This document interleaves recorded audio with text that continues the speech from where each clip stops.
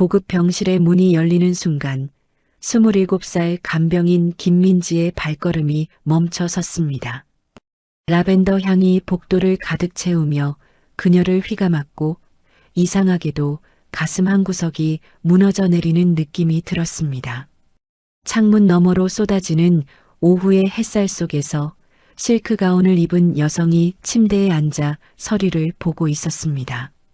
50대 후반으로 보이는 그 여성은 회색빛 머리를 단정하게 올린 채 날카로운 눈빛으로 무언가를 읽고 있었고 주변의 모든 것이 그녀를 중심으로 정렬된 듯한 기묘한 압도감이 방 안을 지배하고 있었습니다. 민지는 천천히 안으로 들어서며 공손하게 고개를 숙였습니다. 안녕하세요, 회장님. 오늘부터 간병을 담당하게 된 김민지입니다. 목소리는 떨리지 않았지만 심장은 이유 없이 미친 듯이 뛰고 있었습니다. 그 여성이 고개를 들어 민지를 바라보는 순간 세상의 시간이 멈춘 것처럼 느껴졌습니다.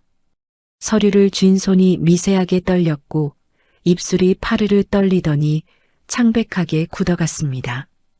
두 사람은 그렇게 서로를 바라보며 얼어붙었고 방 안의 공기는 숨막힐 듯 무거워졌습니다.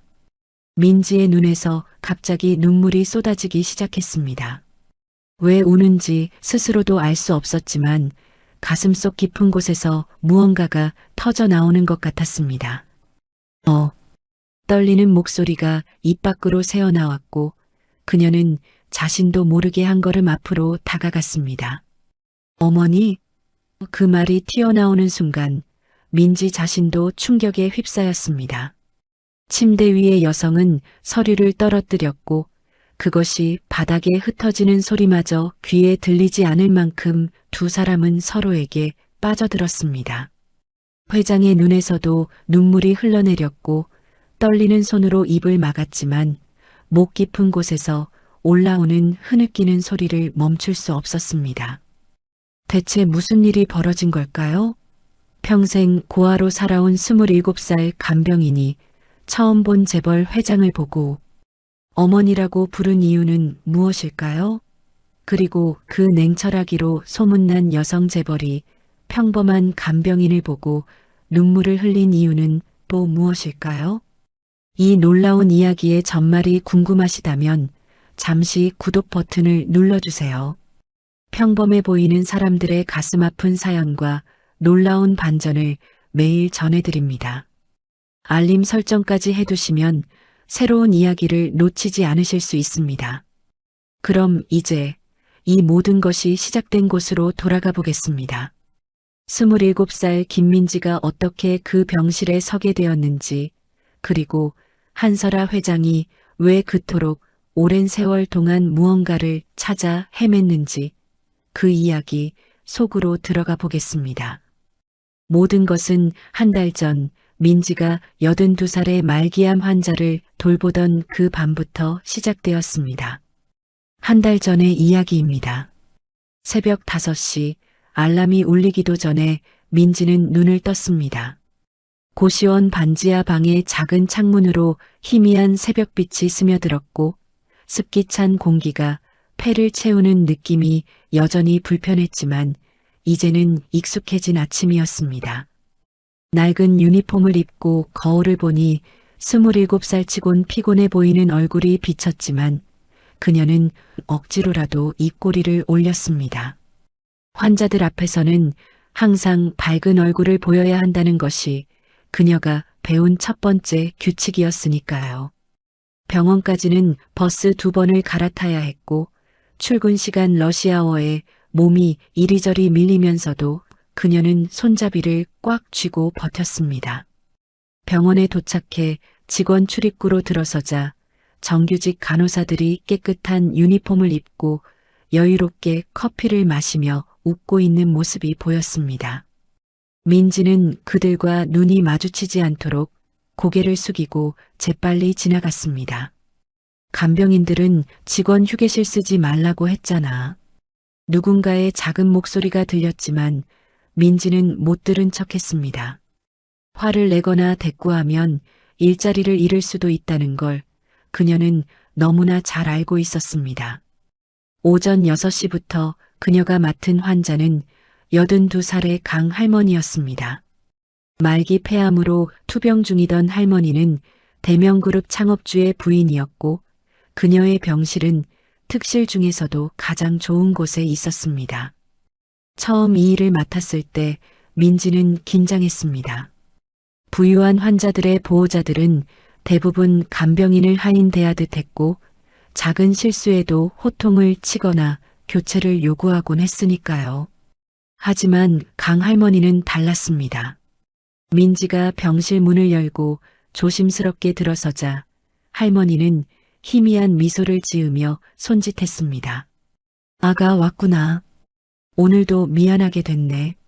할머니의 목소리는 가늘고 약했지만 그 안에는 따뜻함이 배어 있었습니다. 민지는 할머니의 몸을 조심스럽게 닦아드리고 침대 시트를 갈고 식사를 도왔습니다. 할머니는 거의 드시지 못했지만 민지가 떠먹여주는 미음 한 숟가락 한 숟가락을 애쓰며 삼켰습니다. 넌 참 다정하구나. 할머니가 민지의 손을 꼭 잡으며 말했습니다. 내가 젊었을 때도 이렇게 누군가를 돌봐줬더라면 좋았을 텐데. 민지는 고개를 저었습니다. 할머니는 평생 좋은 일 많이 하셨을 거예요. 할머니는 쓸쓸하게 웃었습니다.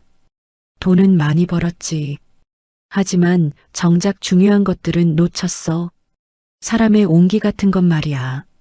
점심시간이 되자 민지는 휴게실 대신 병원 뒤편 계단 구석에 앉았습니다.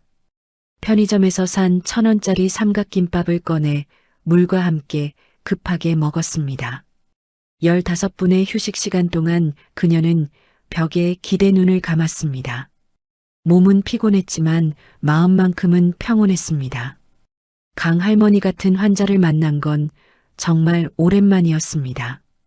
대부분의 환자 보호자들은 민지를 투명인간 대하듯 했고 심지어 이 돈으로 이것밖에 못해? 라며 면박을 주는 사람들도 있었습니다. 하지만 할머니는 달랐습니다. 할머니는 민지를 사람으로 대해주었고 그것만으로도 민지에게는 큰 위안이었습니다. 오후에 할머니의 보호자들이 찾아왔습니다. 비싼 정장을 입은 중년 남성과 명품 가방을 든 여성이 병실에 들어서더니 민지를 힐끗 보고는 고개도 까딱하지 않았습니다. 어머니, 오늘 컨디션은 어떠세요? 그들의 목소리는 형식적이었고 할머니와 대화를 나누는 내내 시계를 몇 번이나 확인했습니다. 민지는 구석에 서서 필요할 때만 다가가 물을 따르거나 베개를 정리해드렸습니다. 보호자들이 떠난 후 할머니는 한숨을 쉬었습니다. 사람은 죽을 때가 돼야 진짜가 보이나 봐. 저 사람들 눈에 비친 건 내가 아니라 내 재산이야. 민지는 할머니의 손을 잡았습니다. 할머니를 진심으로 사랑하는 분도 계실 거예요. 할머니는 민지를 물끄러미 바라보다가 말했습니다. 그래, 너 같은 아이도 있으니까 말이야. 밤이 되자 할머니는 잠들지 못하고 창밖을 바라보았습니다.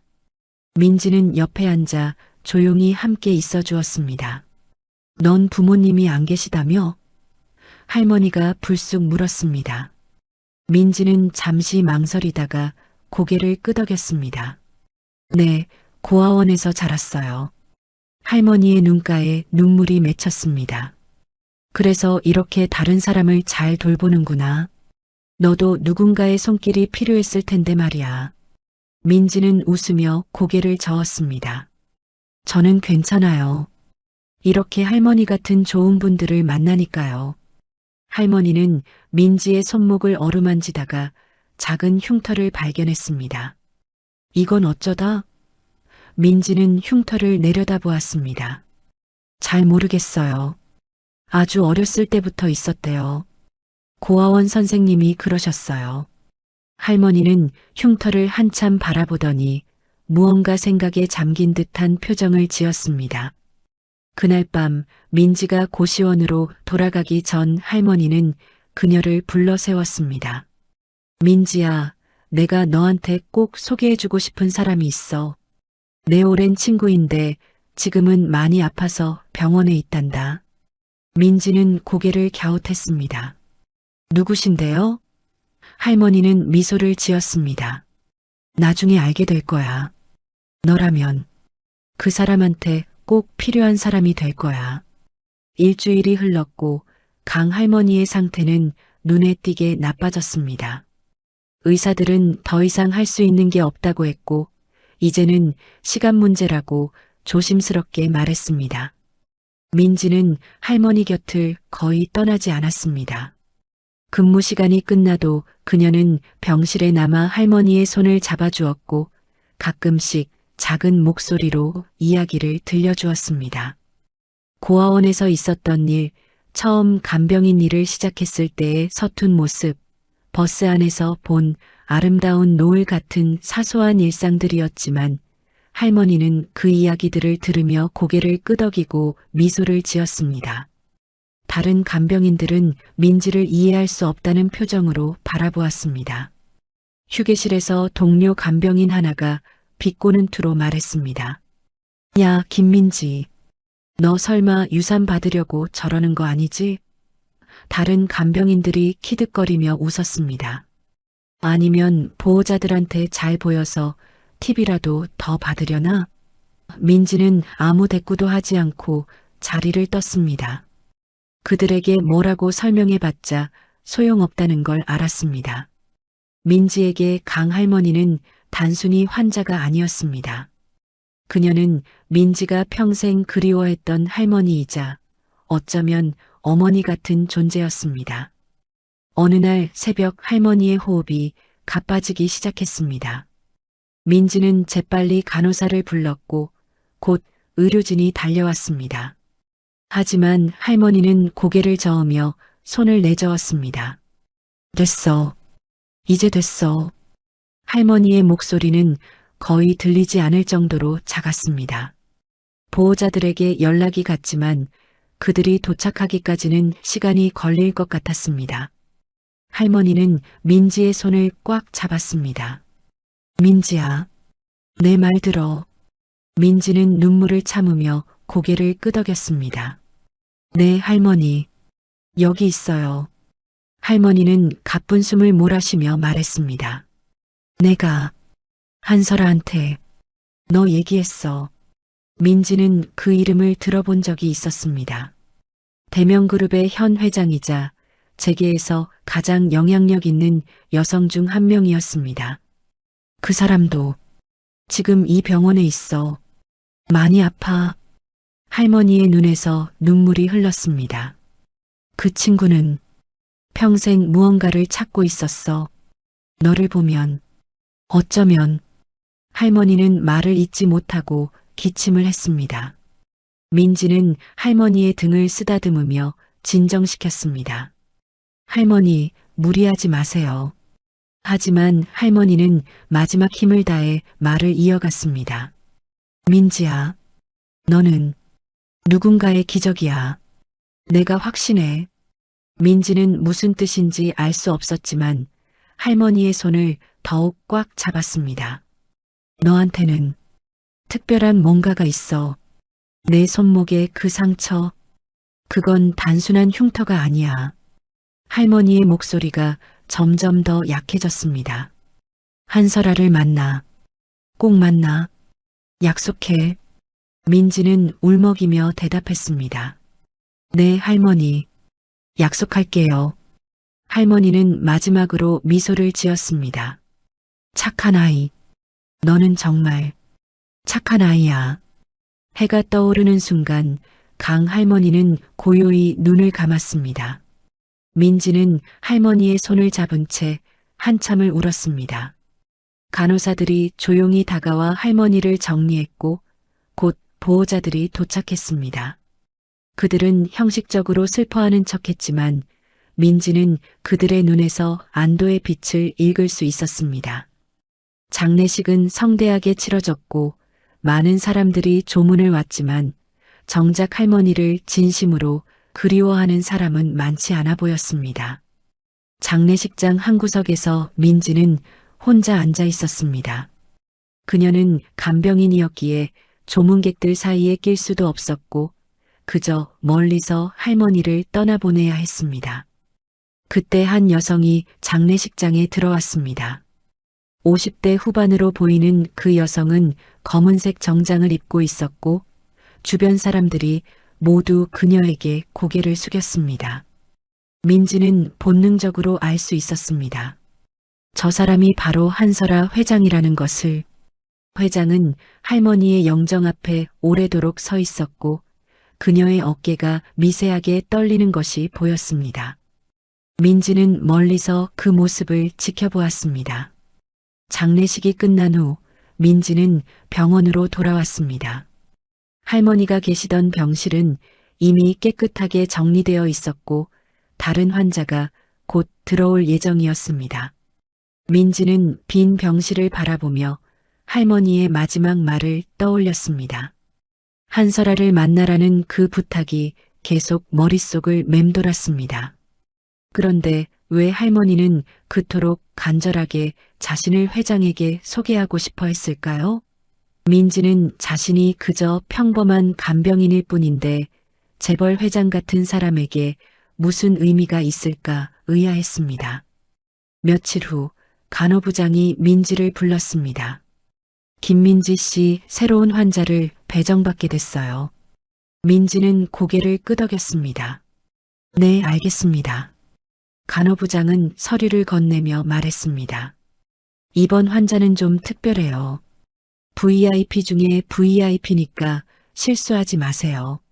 민지가 서류를 받아 환자 이름을 확인하는 순간 그녀의 손이 멈췄습니다.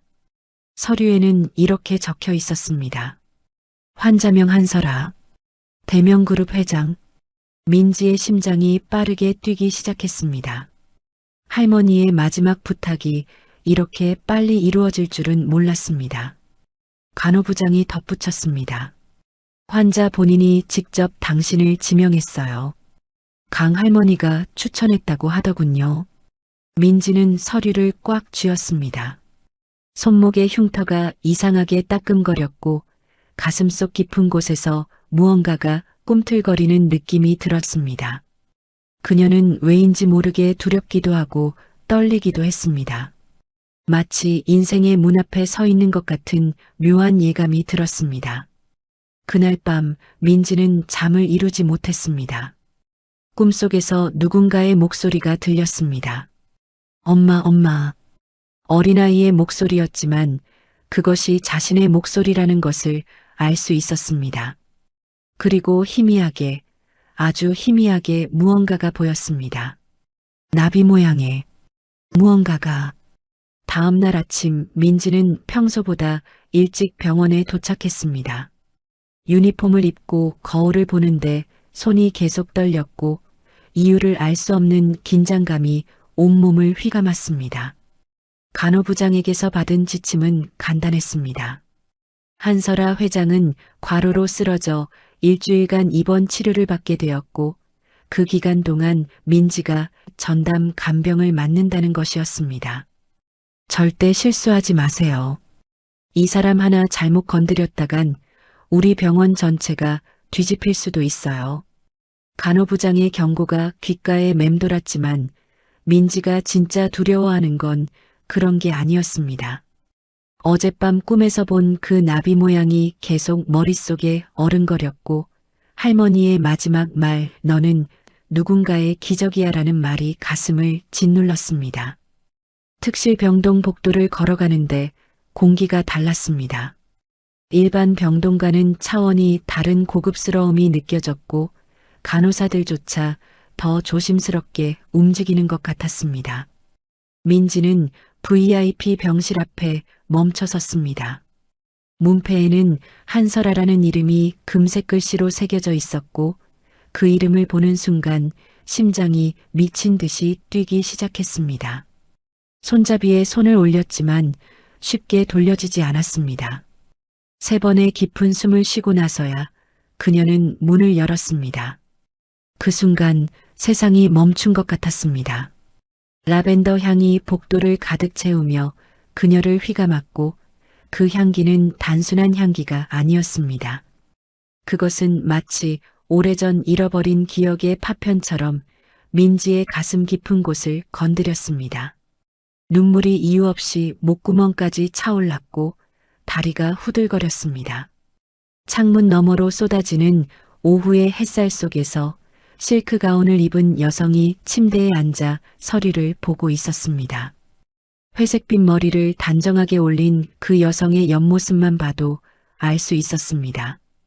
이 사람이 바로 재계를 쥐락펴락하는 한설아 회장이라는 것을.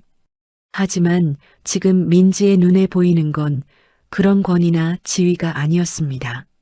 그저 알 수 없는 그리움이었습니다. 민지는 천천히 안으로 들어서며 떨리는 목소리로 말했습니다. 안녕하세요, 회장님. 오늘부터 간병을 담당하게 된 김민지입니다. 그 여성이 고개를 들어 민지를 바라보는 순간 시간이 정지했습니다. 한설아 회장의 눈이 크게 떠졌고 손에 쥐고 있던 서류가 바닥으로 떨어졌습니다. 하지만 그 소리조차 들리지 않았습니다. 두 사람은 그렇게 서로를 바라보며 얼어붙었습니다. 민지는 자신의 뺨을 타고 눈물이 흐르는 것을 느꼈습니다. 왜 우는지 스스로도 알 수 없었지만 가슴속 깊은 곳에서 무언가가 폭발하는 것 같았습니다. 민지의 입술이 떨렸습니다. 목소리가 나오지 않았습니다. 하지만 무언가가 그녀를 밀어붙이고 있었습니다. 수십 년간 잠들어 있던 무언가가 깨어나고 있었습니다. 어머니, 그 말이 튀어나오는 순간 민지 자신도 충격에 휩싸였습니다. 한설아 회장은 마치 벼락을 맞은 사람처럼 몸을 떨었습니다. 그녀의 입술이 파르르 떨리더니 얼굴이 창백하게 질렸습니다. 뭐라고? 방금 뭐라고 했어? 회장의 목소리는 거의 속삭임에 가까웠습니다. 민지는 고개를 저었습니다. 죄송합니다. 저도 모르게. 정말 죄송합니다. 하지만 말로는 사과하면서도 눈물은 멈추지 않았습니다. 한설아 회장은 천천히 침대에서 일어나 민지에게 다가왔습니다. 그녀의 눈에서도 눈물이 흐르고 있었습니다. 내 이름이 김민지라고 했지? 민지는 고개를 끄덕였습니다. 회장은 떨리는 손으로 민지의 얼굴을 바라보았습니다. 몇 살이야? 27입니다. 부모님은? 민지는 잠시 망설이다가 대답했습니다. 고아원에서 자랐습니다.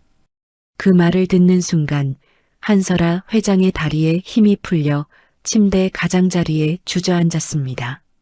고아원. 언제부터? 정확히는 모르겠어요. 제 기억은 5살 때부터예요. 그전 일은 기억이 없어요. 회장은 한참을 아무 말도 하지 못했습니다. 그저 민지를 바라보며 눈물만 흘렸습니다. 민지도 왜 자신이 이렇게까지 동요하는지 알 수 없었습니다.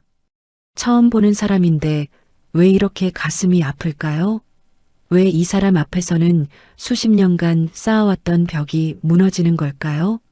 한설아 회장이 조심스럽게 물었습니다. 손 좀 볼 수 있을까? 민지는 멍한 상태로 손을 내밀었습니다. 회장은 민지의 손을 잡는 순간 온몸을 떨었습니다. 그리고 손목을 천천히 들어 올렸습니다. 거기에는 작은 초승달 모양의 흉터가 있었습니다. 이건... 회장의 목소리가 잠겼습니다. 이건 언제부터 있었어? 민지는 손목을 내려다보았습니다. 아주 어릴 때부터요. 고아원 선생님이 제가 왔을 때 이미 있었대요. 한설아 회장은 그 흉터를 어루만졌습니다. 마치 세상에서 가장 소중한 것을 만지듯이. 화상 흉터야. 이건 화상 흉터. 회장이 중얼거렸습니다. 민지는 고개를 끄덕였습니다.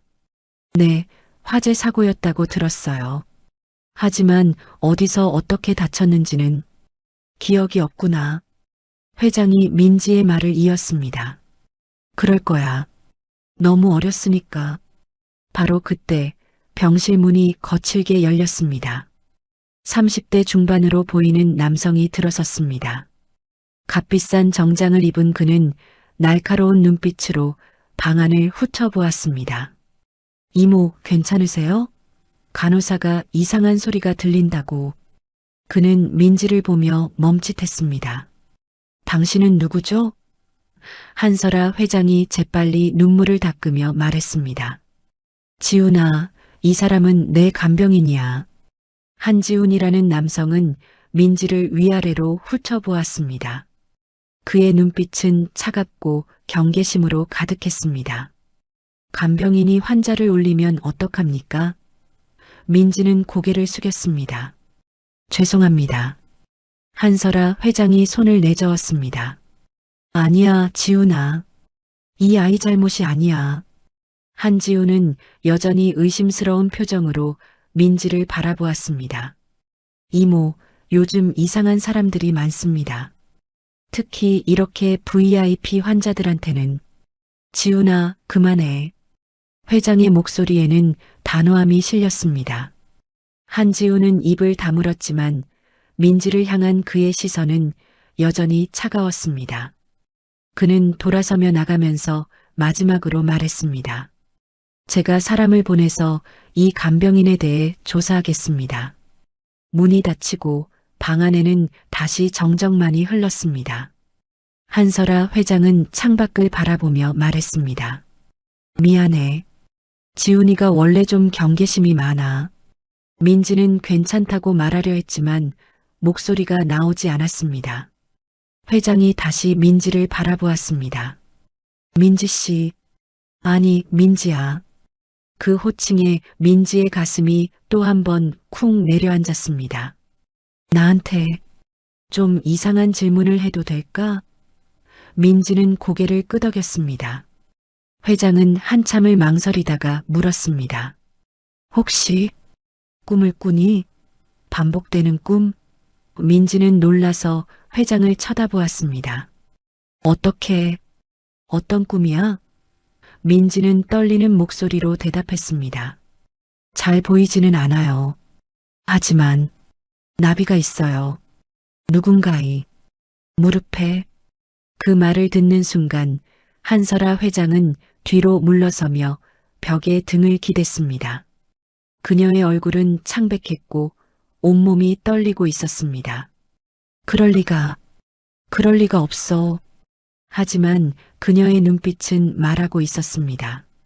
믿고 싶다고, 이것이 진짜이기를 간절히 바란다고. 그날 이후 며칠간 한설아 회장과 민지 사이에는 묘한 긴장감이 흘렀습니다. 회장은 민지를 멀리하는 듯 했지만 실제로는 그녀의 모든 움직임을 관찰하고 있었습니다.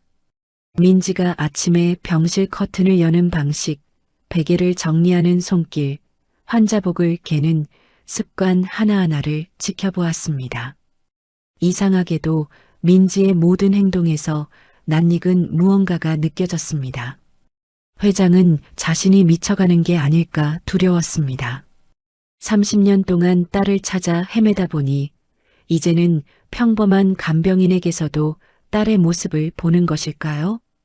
민지 역시 편안하지 않았습니다. 회장 곁에 있으면 설명할 수 없는 감정이 밀려왔습니다. 그리움, 안도감, 그리고 묘한 죄책감까지. 왜 이 사람 앞에서는 자꾸만 울컥해지는 걸까요? 왜 이 사람의 외로운 눈빛을 보면 가슴이 미어지는 걸까요? 어느 날 오후 민지는 회장의 방을 정리하면서 무의식 중에 노래를 흥얼거렸습니다. 자장자장 우리 아가, 잘도 잔다 우리 아가. 아주 오래된 자장가였고 어디서 배웠는지도 기억나지 않는 노래였습니다. 그런데 그 순간 침대에 누워있던 한설아 회장이 벌떡 일어났습니다. 그 노래, 회장의 목소리는 떨리고 있었습니다. 그 노래 어디서 배웠어? 민지는 깜짝 놀라 멈칫했습니다. 죄송해요. 제가 시끄럽게. 아니야. 회장이 손을 내저었습니다. 그 노래 어디서 배웠는지 물어본 거야. 민지는 고개를 가웠습니다. 잘 모르겠어요. 그냥 어릴 때부터 알고 있었던 것 같아요. 한설아 회장은 창백한 얼굴로 민지를 바라보았습니다. 그 노래는 회장이 딸에게만 불러주던 자장가였습니다. 자신이 직접 만든 멜로디에 가사를 붙인 세상에 단 하나뿐인 자장가였습니다. 그런데 어떻게 이 아이가 그 노래를 알고 있을까요? 회장은 떨리는 손으로 물 한 잔을 마셨습니다. 진정하려 애썼지만 심장은 미친 듯이 뛰고 있었습니다. 민지야, 그 노래 가사 다 기억해? 민지는 잠시 생각하다가 고개를 저었습니다. 아니요, 앞부분만 기억나요. 그 뒤로는 희미해요. 회장은 눈을 감았습니다. 기억이 희미하다는 것, 그것은 너무 어릴 때 들었다는 의미일 수도 있습니다. 혹시 그 노래 부를 때 특별히 떠오르는 게 있어? 민지는 잠시 망설이다가 조심스럽게 대답했습니다. 따뜻한 느낌이요. 누군가가 저를 안아주는 것 같은. 그녀의 눈에 눈물이 맺혔습니다. 하지만 얼굴은 안 보여요. 그냥 따뜻했어요. 바로 그때 병실 문이 열렸습니다. 한지훈이 차갑게 굳은 표정으로 들어섰습니다. 그의 손에는 서류 몇 장이 들려 있었습니다. 이모, 잠깐 나가서 얘기 좀 할 수 있을까요? 한설아 회장은 민지를 힐끗 보고는 고개를 끄덕였습니다. 민지 씨, 잠깐 밖에 나가 있어 줄래요? 민지는 공손하게 인사하고 병실을 나왔습니다. 문이 닫히자마자 한지우는 서류를 테이블 위에 펼쳤습니다. 조사 결과가 나왔습니다. 그의 목소리는 냉정했습니다. 김민지, 27세, 고아 출신. 5살 때 서울 근교의 한 고아원에 들어갔고 그 이전 기록은 없습니다. 한설아 회장은 서류를 집어들었습니다. 손이 떨렸습니다. 그 이전 기록이 없다는 게 정체불명이라는 뜻입니다. 한지훈이 단호하게 말했습니다. 고아원 측 기록에는 어느 날 갑자기 나타났다고만 되어 있어요. 누가 데려왔는지, 어디서 왔는지 아무것도 없습니다. 회장의 심장이 더 빠르게 뛰었습니다. 그게 오히려 증거가 되는 거 아니야? 한지훈은 고개를 저었습니다. 아니면 완벽하게 꾸민 사기일 수도 있습니다. 이모, 요즘 이런 수법이 유행입니다. VIP 환자들한테 접근해서 감정적으로 흔들어 놓은 다음 재산을 노리는 거죠. 한설아 회장은 서류를 내려놓으며 말했습니다. 지훈아, 그 아이는 그런 아이가 아니야. 어떻게 그렇게 확신하십니까? 한지훈의 목소리에는 날이 서 있었습니다. 겨우 며칠 본 사이예요. 게다가 이모가 지금 정상적인 판단을 하실 수 있는 상태가 아니잖아요. 회장은 조카를 똑바로 바라보았습니다. 지훈아, 내가 걱정하는 건 나야? 아니면 내 후계자 자리야? 한지훈의 얼굴이 굳었습니다. 그건 너무 심한 말씀이십니다. 미안해. 회장이 한숨을 쉬었습니다. 하지만 지훈아, 이건 내가 이해하지 못할 거야. 내가 30년 동안 어떻게 살아왔는지. 한지훈은 잠시 침묵하다가 말했습니다. DNA 검사를 하시죠. 그게 가장 확실한 방법입니다. 한설아 회장은 고개를 끄덕였습니다.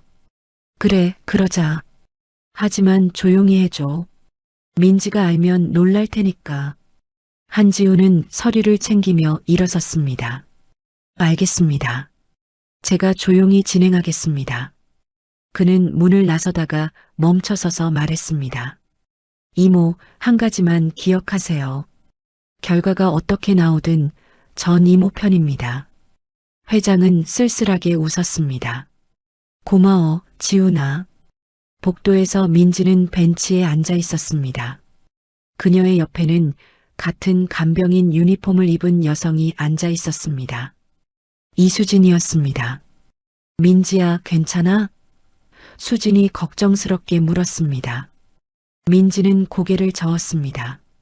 잘 모르겠어, 수진아. 나한테 뭔가 이상한 일이 일어나고 있는 것 같아. 수진은 민지의 손을 잡았습니다. 무슨 일인데? 민지는 망설이다가 말했습니다. 그 회장님, 자꾸 이상한 느낌이 들어. 처음 본 사람인데 너무 익숙하고 곁에 있으면 울컥해지고. 수지는 민지를 물끄러미 바라보다가 조심스럽게 말했습니다. 민지야, 나 너한테 말해줄 게 있어. 뭔데? 너 어렸을 때 잠꼬대 기억나? 민지는 고개를 갸웃했습니다. 잠꼬대? 수지는 심호흡을 하고 말했습니다. 우리 고아원에서 같이 지낼 때 말이야. 너 거의 매일 밤 잠꼬대를 했어. 처음에는 그냥 울기만 했는데 나중에는 계속 똑같은 말을 반복했어. 민지의 가슴이 두근거리기 시작했습니다. 무슨 말?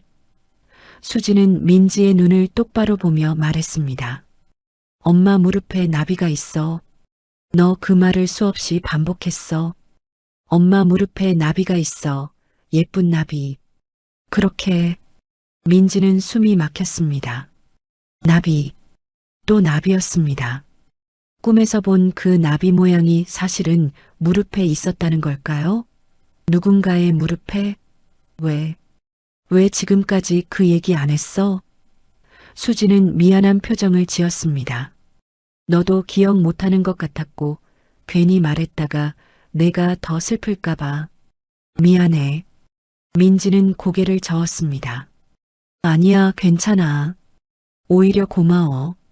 그녀는 손목의 흉터를 만지며 생각했습니다. 나비점이 있는 무릎. 그게 대체 누구의 무릎일까요? 병실 안에서 한설아 회장은 창밖을 바라보고 있었습니다. 그녀는 자신의 왼쪽 무릎을 내려다보았습니다. 바지 안쪽 아무도 모르는 곳에 있는 나비 모양의 점. 태어날 때부터 있었던 그 점을 딸이 너무나 신기해했던 기억이 떠올랐습니다. 4살짜리 딸이 목욕 시간마다 그 점을 만지며 엄마 나비 예뻐라고 말하던 모습이. 회장은 눈을 감았습니다. 설마, 정말 설마 그 아이가? 바로 그때 병실 문이 노크되었습니다. 회장님, 비서 박소연입니다. 중년 여성의 목소리가 들렸습니다. 들어와, 소연아. 문이 열리고 50대 중반의 단정한 여성이 들어왔습니다. 박소연 비서는 30년 넘게 한설아 회장을 보좌해온 충직한 사람이었습니다. 하지만 오늘따라 그녀의 얼굴은 창백했습니다. 회장님, 제가 복도에서. 박소연의 목소리가 떨렸습니다. 새로 오신 간병인 분을 봤는데. 한설아 회장이 고개를 들었습니다. 민지 씨 말이야? 박소연은 입술을 깨물며 고개를 끄덕였습니다. 혹시 그분 이름이 김민지입니까? 그래, 왜? 박소연의 눈에서 눈물이 흘렀습니다. 그리고 손목에 초승달 모양 흉터가 있습니까? 한설아 회장은 벌떡 일어났습니다. 소연아, 너 뭔가 아는 거야? 박소연은 온몸을 떨며 무릎을 꿇었습니다. 회장님, 용서해 주세요. 제가 30년 동안 말씀드리지 못한 게 있습니다. 박소연이 무릎을 꿇은 채 고개를 숙이자 한설아 회장은 그녀를 일으켜 세웠습니다. 소연아, 일어나. 그리고 천천히 말해봐. 박소연의 얼굴은 눈물로 범벅이 되어 있었고 30년 동안 짊어진 비밀의 무게가 그녀의 어깨를 짓누르고 있는 것이 보였습니다. 회장님, 저는 30년 전 그날 밤을 기억합니다. 한설아 회장의 온몸이 얼어붙었습니다. 30년 전 그날 밤, 화재가 일어났던 그날 밤, 딸이 사라진 그날 밤을 말하는 것이었습니다. 무슨 말이야? 회장의 목소리는 떨렸습니다. 박소연은 떨리는 손으로 눈물을 닦았습니다. 저는 그날 밤 경호를 맡고 있었습니다. 하지만 제가 잠시 자리를 비운 사이에 화재가 일어났고 그건 내 잘못이 아니었어. 한설아가 말을 끊었습니다. 그건 사고였어. 박소연은 고개를 저었습니다. 아닙니다. 사고가 아니었습니다. 누군가가 의도적으로. 회장의 눈이 커졌습니다. 뭐라고? 하지만 그게 중요한 게 아닙니다. 박소연이 재빨리 말을 이었습니다. 중요한 건 일주일 후 제가 아가씨를 찾았다는 겁니다. 한설아 회장은 뒤로 비틀거렸고 벽에 기대야 했습니다. 찾았다고? 내 딸을 찾았다고? 박소연은 고개를 끄덕였습니다. 네, 하지만 아가씨는 기억을 거의 잃은 상태였고 손목에는 화상 흉터가 있었습니다. 초승달 모양의. 회장은 입술을 깨물었습니다.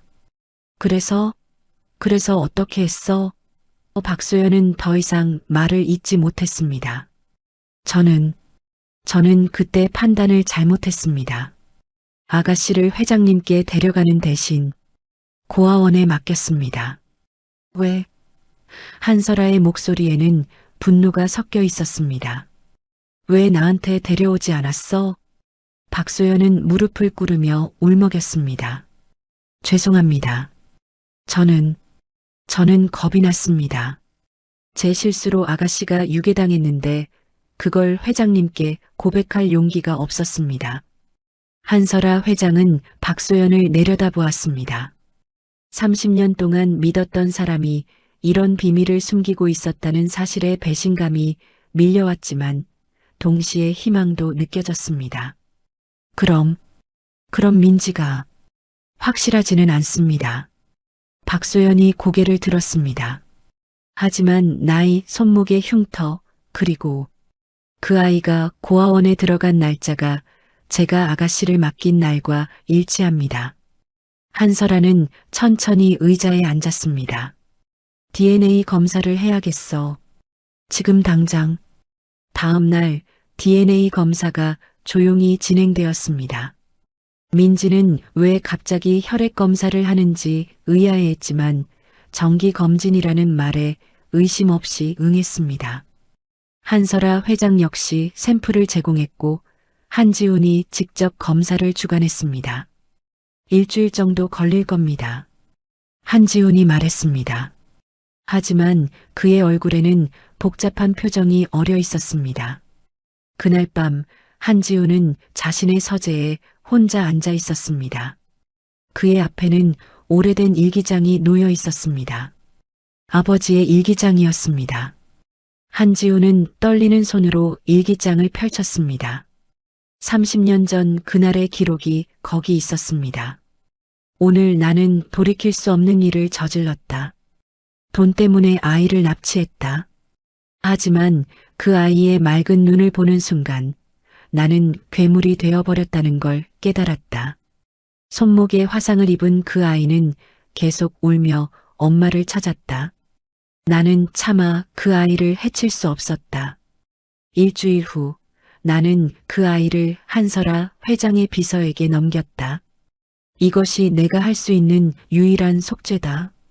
한지훈은 일기장을 덮으며 눈을 감았습니다. 그의 아버지가 유괴범이었고 민지가 그 피해자였습니다. 만약 DNA 검사 결과가 양성으로 나온다면 민지는 이모의 딸이자 자신이 평생 지켜봐야 할 사람이었습니다. 며칠 후 한지훈은 비밀리에 검사 결과를 먼저 받아보았습니다. 봉투를 열고 결과를 확인하는 순간 그의 손이 떨렸습니다. 모녀관계 확률 99.9%. 그는 의자에 주저앉았습니다. 민지는 정말로 한설아 회장의 딸이었습니다. 그리고 자신의 아버지가 그 아이를 유괴했던 것입니다. 한지훈은 깊은 고민에 빠졌습니다. 이 결과를 그대로 공개해야 할까요? 아니면 그는 책상 서랍을 열고 새 봉투를 꺼냈습니다. 손이 떨렸지만 그는 결과를 조작하기 시작했습니다. 모녀관계 확률 0.01%. 하지만 그의 손은 계속 떨렸고 양심이 그를 짓눌렀습니다. 바로 그때 서재문이 열렸습니다. 한설아 회장이 들어섰습니다. 지훈아, 결과 나왔어? 한지훈은 황급히 서류를 감추려 했지만 회장의 날카로운 눈이 그것을 놓치지 않았습니다. 뭘 숨기는 거야? 회장이 다가왔고 한지훈은 어쩔 수 없이 두 봉투를 모두 내밀었습니다. 이모, 저는 한설아는 두 봉투를 모두 열어보았습니다. 진짜 결과와 조작된 결과. 그녀는 한지훈을 바라보았습니다. 왜? 한지훈은 고개를 숙였습니다. 제 아버지가 민지를 유괴한 사람이었습니다. 한설아 회장은 잠시 말을 잃었습니다. 그리고 천천히 의자에 앉았습니다. 그래서 숨기려고 한 거야? 한지훈은 눈물을 흘렸습니다. 저는 자격이 없습니다. 당신의 딸을 유괴한 사람의 아들이 어떻게 감히 당신 곁에 있을 수 있겠습니까? 한설아는 한참을 침묵했습니다. 그리고 진짜 결과지를 들어 올렸습니다. 99.9%. 그녀의 손이 떨렸습니다. 내 딸이 돌아온 거야. 눈물이 쏟아졌습니다. 30년을 기다린 순간이었습니다. 하지만 동시에 두려움도 밀려왔습니다. 정말로 믿어도 될까요? DNA는 거짓말을 하지 않지만 마음은 아직 확신하지 못했습니다. 지훈아, 한설아가 조카를 바라보았습니다. 내 아버지의 죄는 내 죄가 아니야. 그리고 내 아버지는 마지막 순간 인간으로 돌아왔어. 내 딸을 살려줬잖아. 한지훈은 울먹이며 고개를 숙였습니다. 감사합니다, 이모. 한설아는 창밖을 바라보았습니다. 하지만 아직 민지한테 말하지는 마. 나도 아직 확신이 서지 않아. 한지훈은 고개를 끄덕였습니다. 알겠습니다. 회장은 진짜 결과지를 품에 안았습니다. DNA는 틀림없다고 하지만 내 마음이 진짜로 확신하려면 뭔가 더 필요해. 뭔가 부정할 수 없는. 그날 밤 민지는 또다시 꿈을 꾸었습니다. 이번에는 더 선명했습니다. 따뜻한 손길, 라벤더 향, 그리고 무릎 위에 나비. 엄마, 나비 예뻐. 어린 자신의 목소리가 들렸습니다. 그래, 우리 딸. 엄마 나비 예쁘지? 부드러운 여성의 목소리가 대답했습니다. 민지는 땀을 흘리며 깨어났습니다. 그녀는 자신도 모르게 중얼거렸습니다. 무릎에 나비가. 옆 침대에서 자고 있던 수진이 눈을 떴습니다. 민지야, 또 꿈 꿨어? 민지는 고개를 끄덕였습니다. 응. 그런데 이번엔 더 선명했어. 무릎에 나비가 있는 게 보였어. 수지는 민지의 손을 잡았습니다. 민지야, 혹시 그게 진짜 기억일까? 민지는 대답하지 못했습니다. 하지만 가슴속 깊은 곳에서는 알고 있었습니다. 그것이 단순한 꿈이 아니라는 것을, 그것이 잃어버린 기억의 파편이라는 것을, 그리고 그 나비를 찾는다면 자신이 누구인지 알 수 있을 거라는 것을. 다음 날 아침 민지는 평소처럼 한설아 회장의 병실로 갔습니다. 회장은 창밖을 바라보고 있었고 그녀의 눈은 붉게 부어 있었습니다. 회장님, 괜찮으세요? 민지가 조심스럽게 물었습니다. 한설아는 민지를 돌아보며 쓸쓸하게 웃었습니다. 괜찮아, 민지야. 그냥 오래된 꿈을 꾼 것 같아. 며칠이 흘렀고 한설아 회장은 점점 더 불안해 보였습니다. 밤마다 잠을 설쳤고 식사도 거의 하지 않았습니다. DNA 검사 결과는 명확했지만 그녀의 마음은 여전히 확신하지 못하고 있었습니다. 30년을 기다렸는데 이제 와서 잘못된 희망에 매달리고 싶지 않았습니다. 민지는 회장의 상태가 악화되는 것을 걱정스럽게 지켜보았습니다. 회장님, 약 드셔야 해요. 민지가 조심스럽게 말했지만 회장은 고개를 저었습니다. 괜찮아, 민지야. 그냥 조금 피곤할 뿐이야. 하지만 그녀의 얼굴은 창백했고 손은 계속 떨리고 있었습니다. 그날 오후 한설아 회장은 서류 작업을 하다가 갑자기 어지러움을 느꼈습니다. 눈앞이 흐려지고 귓가에서 이명이 들렸습니다. 회장님, 민지가 재빨리 달려와 그녀를 붙잡았지만 회장은 그대로 쓰러졌습니다. 민지는 황급히 비상벨을 눌렀고 회장을 침대에 눕혔습니다. 의료진이 도착하기까지 몇 분이 걸릴 것입니다. 민지는 회장의 맥박을 확인했습니다. 다행히 심장은 뛰고 있었지만 호흡이 가빠졌습니다. 회장님, 저예요. 민지예요. 괜찮으실 거예요. 민지는 침착하게 말하며 회장의 상태를 확인했습니다. 바로 그때 한설아 회장의 왼쪽 다리에 경련이 일어났습니다. 근육이 뒤틀리며 그녀의 얼굴이 고통으로 일그러졌습니다. 민지는 재빨리 판단했습니다. 다리 경련을 풀어주지 않으면 더 큰 문제가 생길 수 있었습니다. 그녀는 떨리는 손으로 회장의 바지를 조심스럽게 걷어 올리기 시작했습니다. 무릎까지 올라갔고 그 순간 민지의 손이 멈췄습니다. 왼쪽 무릎 안쪽에 작지만 또렷하게 나비 모양의 점이 있었습니다. 시간이 멈춘 것 같았습니다.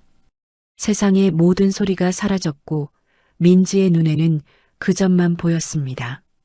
기억이 폭발했습니다. 따뜻한 욕실, 김이 모락모락 나는 물, 그리고 어린 자신이 그 점을 만지며 웃고 있었습니다. 엄마, 나비 예뻐. 그래, 우리 딸. 엄마 나비 예쁘지? 이건 우리만의 비밀이야.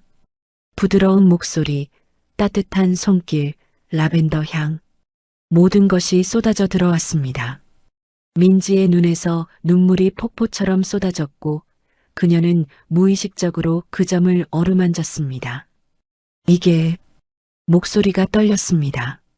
이게 맞아요. 제가 이걸 만졌어요. 그녀의 손가락이 나비점을 따라 천천히 움직였습니다. 엄마, 그 말이 입 밖으로 새어나왔습니다. 한설아 회장이 눈을 떴습니다. 흐릿한 시야에 민지의 얼굴이 보였고 그녀가 자신의 무릎을 어루만지고 있는 것이 느껴졌습니다. 회장은 민지의 얼굴을 보았습니다. 눈물로 범벅이 된 그 얼굴에서 30년 전 4살짜리 딸의 모습이 겹쳐 보였습니다. 내가, 회장의 목소리는 거의 속삭임이었습니다. 내가, 우리 딸이구나. 민지는 고개를 끄덕이며 울먹였습니다. 엄마, 이 나비, 제가 기억해요. 매일 만졌어요. 엄마 무릎에 나비가 있다고, 예쁘다고. 한설아 회장은 떨리는 손을 뻗어 민지의 뺨을 어루만졌습니다. 그래, 넌 매일 이걸 만지며 좋아했지. 우리만의 비밀이라고. 두 사람은 더 이상 말을 잇지 못했습니다. 한설아는 민지를 끌어당겼고 민지는 그녀의 품에 안겼습니다. 30년 만의 포옹이었습니다. 회장은 딸의 머리를 쓰다듬으며 흐느꼈습니다. 미안해. 엄마가 너무 미안해. 내가 날 구했는데 엄마가 널 지키지 못했어. 민지는 고개를 저으며 울었습니다. 아니에요. 엄마 잘못 아니에요. 저는 엄마를 구하고 싶었어요. 불 속에서 한설아는 딸을 더욱 꽉 끌어안았습니다. 그래, 내가 날 깨웠지. 내가 날 살렸어. 내 딸, 내 용감한 딸. 바로 그때 의료진이 병실로 뛰어들어왔습니다. 하지만 그들이 본 것은 응급 상황이 아니라 서로를 껴안고 우는 두 여성이었습니다. 간호사들은 당황하며 멈춰섰고 뒤따라 들어온 한지우는 그 장면을 보며 눈물을 흘렸습니다. 그는 조용히 의료진을 밖으로 안내했습니다. 괜찮습니다. 지금은 그냥 두세요. 문이 닫히고 병실에는 다시 두 사람만 남았습니다. 한설아는 민지의 얼굴을 두 손으로 감싸며 말했습니다. DNA 검사는 99.9%였어. 하지만 그게 아니었어. 내가 진짜 확신한 건 지금이야. 내가 그 나비를 기억한다는 게. 민지는 손목의 흉터를 보여주었습니다. 엄마, 이것도 그날 생긴 거죠? 제가 엄마를 깨우려고. 한설아는 그 흉터에 입을 맞췄습니다. 그래, 내가 나를 흔들다가 뜨거운 걸 건드렸어. 엄마가 미처 막지 못했어. 민지는 고개를 저었습니다. 괜찮아요. 이건 제가 엄마를 사랑한다는 증거예요. 한설아는 다시 한번 딸을 꽉 껴안았습니다. 나도 널 사랑해. 단 하루도 잊은 적 없어. 매일 밤 내 이름을 불렀어. 민지야. 우리 민지. 두 사람은 그렇게 한참을 서로를 안고 울었습니다. 30년간의 그리움, 슬픔, 죄책감, 그리고 이제야 찾은 안도감이 모두 눈물로 쏟아져 나왔습니다. 한참 후 민지가 조심스럽게 물었습니다. 엄마, 그날 무슨 일이 있었어요? 저는 왜 엄마와 헤어진 거예요? 한설아는 깊은 숨을 쉬었습니다. 그건 긴 이야기야. 하지만 지금은 알아야 할 때가 온 것 같구나. 그녀는 민지의 손을 꽉 잡았습니다. 그날 밤 우리 집에 불이 났어. 누군가 일부러 낸 거였지. 나는 연기에 질식해서 정신을 잃었고 내가 4살짜리 내가 날 깨웠어. 그 과정에서 내 손목이 화상을 입었지. 민지는 손목을 내려다보았습니다. 그리고 나서요? 혼란 속에서 누군가가 널 데려갔어. 유괴범이었지. 한설아의 목소리가 떨렸습니다. 나는 미쳐버릴 것 같았어. 온 나라를 뒤졌지만 너를 찾을 수 없었어. 민지는 울먹였습니다. 그럼 저는 어떻게? 일주일 후 유괴범이 양심의 가책을 느꼈는지 너를 내 비서한테 넘겼어. 하지만 그 비서는 한설아는 잠시 말을 멈췄습니다. 그 비서는 자신의 실수로 내가 유괴당했다는 죄책감에 나한테 말하지 못하고 너를 고아원에 맡겼어. 그게 박소연이었어. 민지는 놀라서 눈을 크게 떴습니다. 박 비서님이요? 한설아는 고개를 끄덕였습니다. 소연이는 30년 동안 그 비밀을 안고 살았어. 나한테 말할 용기가 없었던 거지. 민지는 복잡한 표정을 지었습니다. 그럼 박 비서님이 저를. 그래, 소연이가 널 구했어. 유괴범한테서. 그리고 안전한 곳에 맡겼지. 비록 나한테 말하지 않았지만 소연이도 나름대로 널 지킨 거야. 한설아는 민지의 머리를 쓰다듬었습니다. 이제 다 끝났어. 내가 돌아왔으니까. 우리 다시 시작할 수 있어. 민지는 엄마의 품에서 고개를 끄덕였습니다. 네, 엄마. 다시 시작해요. 하지만 민지의 마음 한구석에는 여전히 궁금증이 남아 있었습니다. 유괴범은 누구였을까요? 그리고 한지우는 왜 그렇게 자신을 경계했을까요? 그날 밤 민지가 병실을 나서려 할 때 한지훈이 복도에서 기다리고 있었습니다. 민지 씨, 아니 민지. 그는 머뭇거리며 말했습니다. 축하합니다. 가족을 찾아서. 민지는 그에게 고개를 숙였습니다. 감사합니다. 한지훈은 뭔가 더 말하려다가 입을 다물었습니다. 아직은 말할 때가 아니었습니다. 자신의 아버지가 유괴범이었다는 것을, 자신이 평생 그 죄를 짊어지고 살아왔다는 것을, 그것은 다음에 말해야 할 이야기였습니다. 모녀가 재회한 지 며칠이 흘렀습니다. 한설아 회장은 퇴원을 미루고 병원에 더 머물렀습니다. 딸과 함께 있는 매 순간이 소중했고 30년의 공백을 채우고 싶었습니다. 민지는 낮에는 간병인으로 일하고 저녁에는 엄마와 함께 시간을 보냈습니다. 두 사람은 끝없이 이야기를 나누었습니다. 민지의 고아원 시절, 처음 간병인 일을 시작했을 때의 어려움, 그리고 한설아가 딸을 찾기 위해 얼마나 많은 노력을 했는지에 대해. 하지만 여전히 풀리지 않은 의문이 하나 남아 있었습니다. 유괴범은 대체 누구였으며 왜 일주일 만에 양심의 가책을 느꼈을까요? 어느 날 저녁 한지훈이 병실 문을 두드렸습니다. 이모, 그리고 민지, 잠깐 시간 좀 내주실 수 있을까요? 그의 얼굴은 창백했고 손에는 낡은 가죽 표지의 일기장이 들려 있었습니다. 한설아는 조카의 심각한 표정을 보고 고개를 끄덕였습니다. 들어와, 지훈아. 한지훈은 천천히 들어와 의자에 앉았습니다. 그는 한참을 침묵하다가 입을 열었습니다. 제가 말씀드려야 할 게 있습니다. 민지 씨가 여기 계시니 이제는 말씀드려야 할 것 같습니다. 민지는 긴장한 표정으로 그를 바라보았습니다. 한지훈은 일기장을 테이블 위에 조심스럽게 내려놓았습니다. 이건 제 아버지의 일기장입니다. 그의 목소리는 떨렸습니다.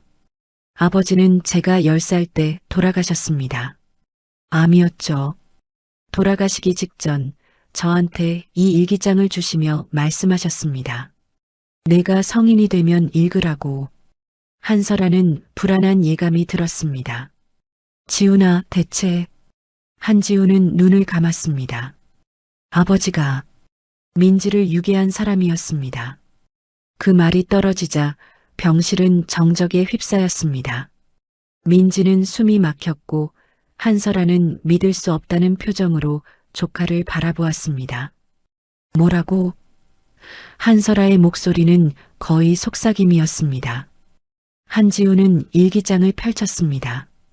아버지는 당시 빚에 쪼들리고 있었습니다. 사업 실패로 모든 걸 잃었고 절망에 빠져 있었죠. 그때 누군가가 아버지에게 접근했습니다.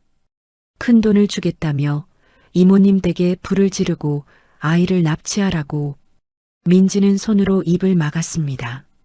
한설아는 주먹을 불끈 쥐었습니다.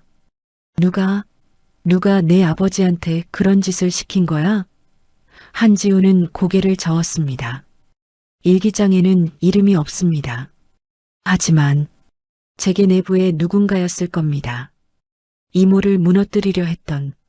한지훈은 일기장의 한 페이지를 가리켰습니다. 아버지는 여기에 이렇게 썼습니다. 오늘 나는 괴물이 되었다. 4살짜리 아이를 납치했다. 하지만 그 아이의 손목에는 화상이 있었고 계속 엄마를 찾으며 울었다. 나는 차마 그 아이를 해칠 수 없었다. 내가 아무리 절망적이어도 아직 인간이고 싶다. 한지훈의 목소리가 잠겼습니다. 아버지는 일주일 동안 민지를 돌봤습니다. 밥을 먹이고 재우고 울음을 달래면서 점점 더 괴로워하셨죠. 그리고 결국 박소연 비서님께 연락했습니다. 아이를 돌려주겠다고. 박소연 비서가 그때 병실에 들어왔습니다. 그녀는 한지훈의 이야기를 듣고 눈물을 흘렸습니다. 맞습니다. 한지훈 씨의 아버지가 저한테 연락했어요. 익명으로요. 아이를 한 장소에 두고 갈 테니 데리러 오라고. 저는 달려갔고 거기서 민지를 발견했습니다. 박소연은 민지를 바라보았습니다. 당신은 기억을 거의 잃은 상태였어요. 엄마를 찾으며 울기만 했죠. 저는 그때 결정을 내렸습니다. 회장님께 말씀드리는 대신 안전한 고아원에 당신을 맡기기로. 한설아는 고개를 저었습니다. 왜 소연아? 왜 나한테 말하지 않았어? 박소연은 무릎을 꿇었습니다. 제 실수 때문이었습니다. 제가 그날 밤 경호를 제대로 했더라면 화재도 유괴도 일어나지 않았을 겁니다. 저는 겁이 났어요. 회장님께 실망을 드릴까봐, 일자리를 잃을까봐. 한설아는 박소연을 일으켜 세웠습니다. 소연아, 내 잘못이 아니야. 넌 내 딸을 구했어. 그것만으로도 충분해. 박소연은 울먹였습니다. 하지만 30년 동안 말씀드리지 못했잖아요. 이제 말했잖아. 한설아가 그녀의 손을 잡았습니다. 그걸로 됐어. 민지는 한지훈을 바라보았습니다. 당신 아버지는 저를 돌봐주셨다고요? 한지훈은 고개를 끄덕였습니다. 네. 일기장에는 이렇게 적혀 있습니다. 이 아이는 엄마를 구하려다 다쳤다. 4살밖에 안 됐는데 불 속에서 엄마를 깨웠다고 한다. 이 아이는 영웅이다. 나 같은 쓰레기가 다룰 수 있는 존재가 아니다. 민지는 눈물을 흘렸습니다. 한지훈은 계속 읽었습니다. 나는 이 아이를 안전하게 돌려보낸다. 그리고 남은 인생 동안 속죄하며 살겠다. 내 아들 지훈이에게. 아빠는 괴물이었지만 마지막 순간만큼은 인간이고 싶었단다. 한지훈은 일기장을 덮으며 민지에게 고개를 숙였습니다. 민지 씨, 아니. 민지. 제 아버지가 당신한테 한 짓을 용서해달라고 할 자격은 없습니다. 하지만 아버지는 마지막 순간 인간으로 돌아왔습니다. 그리고 저는 그의 목소리가 떨렸습니다. 저는 평생 그 죄를 짊어지고 살아왔습니다. 당신을 멀리서 지켜보면서 이모를 보자 하면서 언젠가는 진실을 밝혀야겠다고 생각하면서 민지는 천천히 일어나 한지훈에게 다가갔습니다. 그녀는 그의 손을 잡았습니다. 당신 아버지는 저를 살려주셨어요. 그리고 당신은 아버지의 죄를 짊어질 필요가 없어요. 한지훈은 고개를 들어 민지를 바라보았습니다. 그의 눈에는 눈물이 가득했습니다. 하지만 아버지의 죄는 아들의 죄가 아니에요. 민지가 단호하게 말했습니다. 당신 아버지는 실수했지만 바로잡으려 했어요. 그리고 당신은 평생 그걸 짊어지고 살아왔죠. 이제 그만 내려놓아요. 한설아 회장도 일어나 조카의 어깨에 손을 얹었습니다. 지훈아, 민지 말이 맞아. 내 아버지는 마지막 순간 인간이었어. 그리고 너는 내 아버지보다 훨씬 더 훌륭한 사람이야. 한지훈은 더 이상 참지 못하고 울음을 터뜨렸습니다. 민지와 한설아는 그를 감싸 안았습니다. 바로 그때 병실 문이 열렸습니다. 수진이 망설이며 들어왔습니다. 저기, 방해해서 죄송한데 제가 꼭 말씀드려야 할 게 있어요. 한설아는 수진을 안으로 초대했습니다. 들어와요. 무슨 일이죠? 수진은 민지를 바라보았습니다. 민지야, 나 너 기억해. 내가 고아원에 처음 온 날. 민지는 놀라서 친구를 바라보았습니다. 뭐? 수진은 깊은 숨을 쉬었습니다. 너는 4살이었고 나는 7살이었어. 선생님이 너를 데리고 왔을 때 너는 손목에 붕대를 감고 있었고 계속 울고 있었어. 수진의 목소리가 떨렸습니다. 그리고 너는 계속 말했어. 엄마가 불 속에 있었어. 내가 깨웠어. 내가 엄마를 구했어. 너는 그걸 수없이 반복했어. 한설아 회장은 딸을 바라보며 눈물을 흘렸습니다. 그래. 내가 날 구했어. 내 딸이 날 살렸어. 수진은 계속 말했습니다. 그리고 밤마다 너는 잠꼬대를 했어. 엄마 무릎에 나비가 있어. 예쁜 나비. 나는 그게 뭔지 몰랐지만 너한테는 정말 중요한 기억인 것 같았어. 민지는 수진을 껴안았습니다. 고마워, 수진아.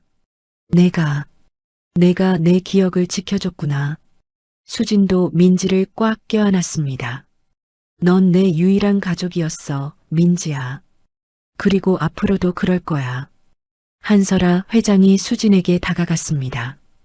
고마워요. 내 딸을 지켜줘서. 이제부터 당신도 우리 가족이에요. 그날 밤 병실에는 5명이 둘러앉아 있었습니다.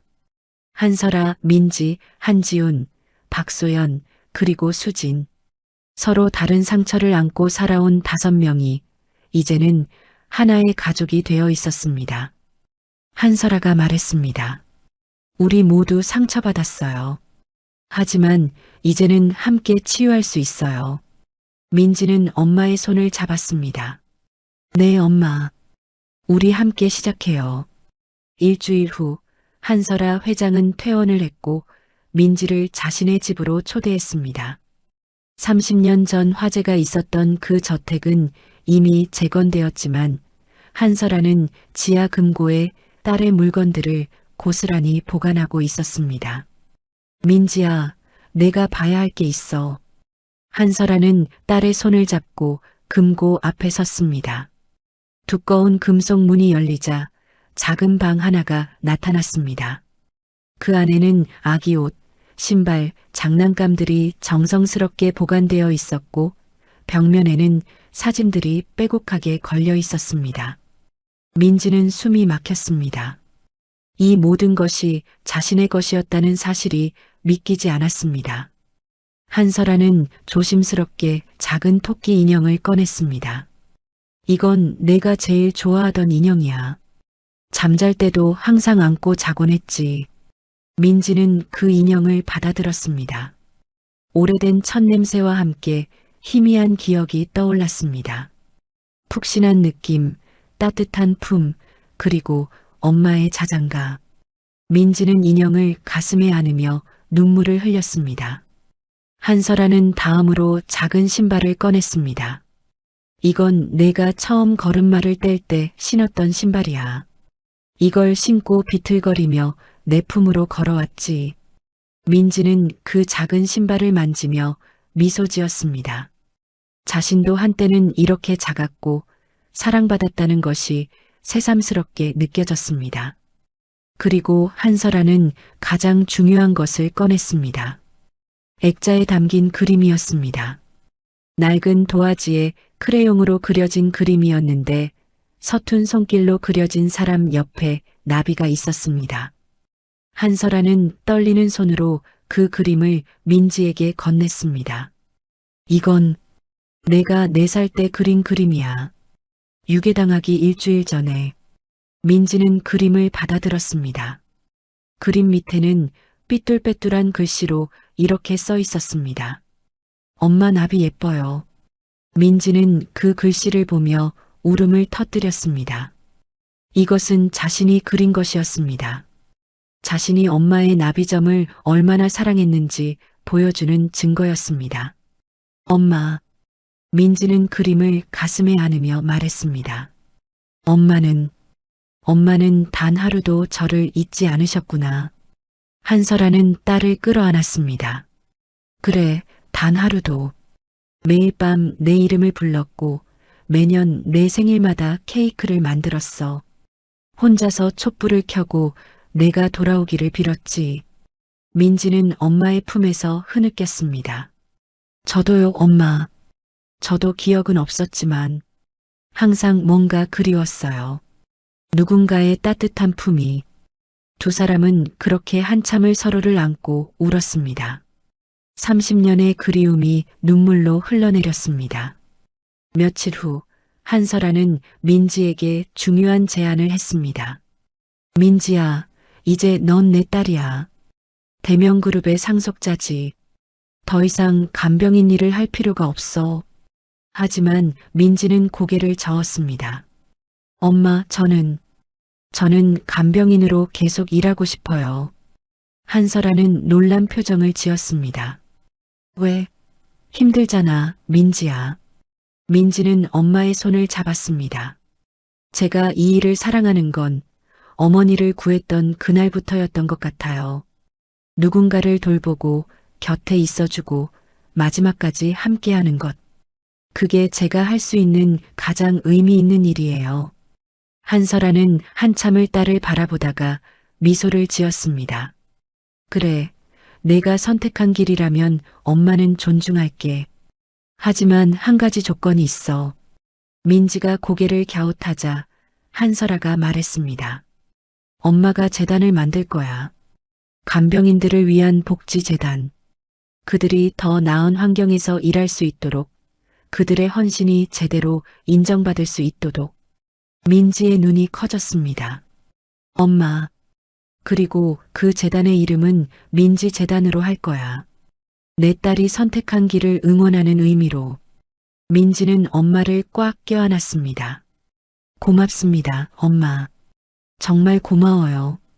한 달 후 민지 재단의 개소식이 열렸습니다.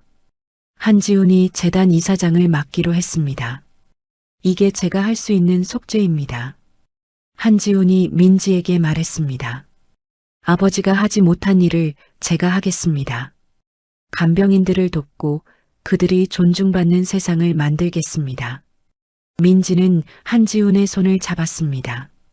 오빠, 이제 그만 속죄라는 말 쓰지 마세요. 우리는 가족이잖아요. 한지훈은 눈물을 글썽이며 고개를 끄덕였습니다. 고마워, 민지야. 정말 고마워. 박소연 비서는 한설아 회장 곁에 계속 남기로 했습니다. 제가 30년 동안 지키지 못한 걸 이제라도 지키고 싶습니다. 박소연이 말했습니다. 한설아는 그녀의 어깨를 토닥였습니다. 소연아, 넌 이미 내 딸을 구했어. 그걸로 충분해. 이제는 우리 함께 새로운 시작을 하자. 박소연은 감사의 눈물을 흘렸습니다. 네, 회장님. 감사합니다. 수지는 민지와 함께 계속 간병인으로 일하기로 했습니다. 너 혼자 보내면 내가 심심하잖아. 수진이 농담조로 말했지만 민지는 친구의 진심을 알고 있었습니다. 고마워, 수진아. 내가 없었으면 여기까지 오지 못했을 거야. 수진은 민지를 꽉 껴안았습니다. 우리는 평생 자매야, 민지야. 피가 섞이지 않았어도. 한설아 회장이 두 사람에게 다가왔습니다. 수진 씨, 당신도 이제 우리 가족이에요. 민지의 자매라면 내 딸이나 마찬가지죠. 수진은 감격하여 고개를 숙였습니다. 감사합니다, 회장님. 몇 달이 흘렀고 민지는 여전히 간병인으로 일하고 있었습니다. 하지만 이제는 혼자가 아니었습니다. 민지 재단 덕분에 간병인들의 처우가 개선되었고 그들은 더 이상 투명인간 취급을 받지 않았습니다. 민지는 매일 저녁 엄마의 집으로 돌아가 함께 저녁을 먹었고 주말에는 수진, 한지훈, 박소연과 함께 시간을 보냈습니다. 그들은 진짜 가족이 되었습니다. 피로 이어지지 않았지만 더 깊은 것으로 이어진 가족이었습니다. 어느 날 저녁 민지와 한설아는 정원에 앉아 노을을 바라보고 있었습니다. 엄마, 행복하세요? 민지가 물었습니다. 한설아는 딸의 손을 잡으며 미소 지었습니다. 응, 정말 행복해. 내가 돌아와서. 민지는 엄마의 어깨에 머리를 기댔습니다. 저도요, 엄마. 30년이 걸렸지만 결국 집으로 돌아왔어요. 한설아는 딸의 머리를 쓰다듬으며 말했습니다. 민지야, 넌 알고 있니? 내가 4살 때 날 구했을 때 그게 엄마 인생의 전환점이었어. 그 후로 엄마는 달라졌어. 더 강해졌고 더 단단해졌지. 널 찾기 위해서. 민지는 고개를 들어 엄마를 바라보았습니다. 그래서 엄마가 그렇게 강한 여성이 된 거구나. 한설아는 고개를 끄덕였습니다. 그래, 넌 엄마의 힘이었어. 보이지 않는 곳에서도. 그리고 이제 내가 돌아왔으니 엄마는 완전해졌어. 민지는 엄마를 꽉 껴안았습니다. 엄마 사랑해요. 나도 사랑해, 우리 딸.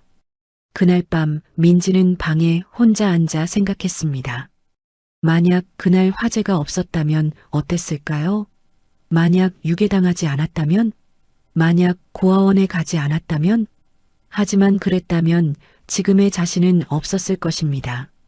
수진을 만나지 못했을 것이고 간병인이라는 천직을 찾지 못했을 것이며 강 할머니 같은 소중한 인연들도 없었을 것입니다. 30년의 이별은 고통이었지만 그 시간이 자신을 만들었습니다. 그리고 이제 그 모든 것이 의미가 되었습니다. 민지는 창밖을 바라보았습니다. 별들이 반짝이고 있었습니다. 어딘가에서 또 다른 누군가가 가족을 그리워하고 있을지도 모릅니다. 어딘가에서 또 다른 누군가가 자신의 정체를 찾고 있을지도 모릅니다. 민지는 그들을 위해 기도했습니다. 그들도 언젠가는 집으로 돌아갈 수 있기를, 그들도 자신처럼 사랑하는 사람을 다시 만날 수 있기를. 그리고 민지는 다짐했습니다. 자신이 받은 사랑을, 자신이 찾은 행복을 다른 사람들과 나누겠다고. 그것이 4살 때 엄마를 구했던 자신이 할 수 있는 가장 의미 있는 일이라고. 당신은 어떤가요? 당신에게도 오래전 잃어버린 무언가가 있나요? 혹은 누군가를 그리워하고 있나요? 기억하세요. 진짜 사랑은 시간과 거리를 뛰어넘습니다. 그리고 언젠가는 모든 것이 제자리를 찾습니다. 민지와 한설아처럼.